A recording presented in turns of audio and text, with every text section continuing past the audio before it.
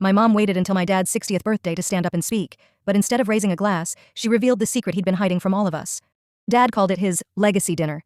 A whole restaurant rented out, family and coworkers packed around one long table, cameras flashing.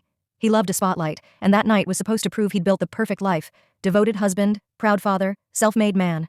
Mom looked exhausted but polished, smiling through every introduction. I thought she was just tired. Now I know she was rehearsing. When dessert came, Dad stood, tapped his glass and said, "To 60 years of hard work, love, and loyalty." Everyone laughed and clapped. He was in his element. Then Mom stood up beside him. Calm, too calm. She said, "Before we toast, I need to add something." Dad grinned, still thinking she was about to praise him, but her hand was shaking as she lifted her glass. "You've always told people our family was built on honesty," she said. "So let's be honest tonight." The room went quiet. Dad's smile faltered.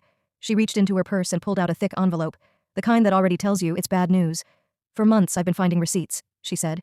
"Trips you didn't take with me, gifts I never received, messages you never meant me to see."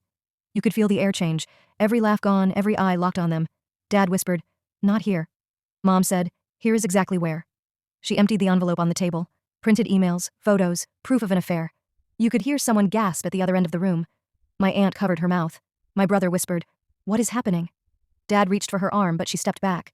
"You wanted to celebrate 60 years of loyalty," she said, "so I brought the truth you forgot to include." She slipped off her wedding ring and dropped it into his champagne glass. The sound of metal hitting glass echoed through the whole restaurant. No one moved. No one spoke. Even the music stopped mid-song. Mom looked around the room, straightened her shoulders, and said, "That's my toast." Then she walked out, leaving silence and shock behind her.